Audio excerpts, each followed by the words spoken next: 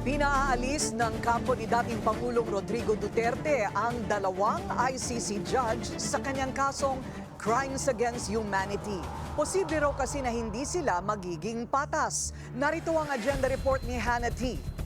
Formal nang hiniling ng defense team ni dating Pangulong Rodrigo Duterte na alisin ang dalawang ICC judge sa kanyang kaso. Para sa kanila, dapat questionin ang impartiality ng dalawang hukom. Sa isang filing nitong May 12, hiniling ng mga abogado ni Duterte na i-disqualify sina Judge Rene Adelaide Sophie Alapini Gansu at Judge Maria del Socorro Flores Liera sa pagdesisyon tungkol sa kung may jurisdiction ng ICC sa drug war case ng dating Pangulo. Pero hindi ito ang first move nila. Nitong May 1, una na nilang inimbitahan ng dalawang judge para i-excuse ang kanilang mga sarili sa kaso. Agad itong ni-reject ng pre-trial chamber dahil ang mga judge lang daw mismo ang pwedeng mag-apply for excusal at ang tamang proseso dapat maghain sila ng formal request mula sa ICC presidency. At yun na nga ang kanilang ginawa. Sa formal motion, dinipensa ng mga abogado ni Duterte na ang dalawang judge may posisyon na sa issue ng ICC jurisdiction noon pang 2021. Ang taon ay kinasa ang investigasyon ng ICC sa di umano'y crimes against humanity sa panahon ng drug war, kahit pa nag-withdraw na ang Pinas mula sa ICC noong 2019. Bunsod nito, pwedeng imposible na raw ang objective ruling ng dalawang hukom sa ongoing case ni FPRRD. Kahit wala pa namang aktwal na pruweba ang pagiging bias nila, tingin ng mga abogado ni Duterte, ang appearance of bias enough na raw para sa kanilang disqualification sang-ayon sa ICC rules. Maiging maghanap na lang daw ng bagong mga hukom na di pa nakakapagdesisyon sa kung dapat nga bang ituloy ang ICC case laban kay Duterte. Wala pang desisyon ng International Tribunal tungkol dito. Para sa agenda, Hannah T. Bilyonaryo News Channel.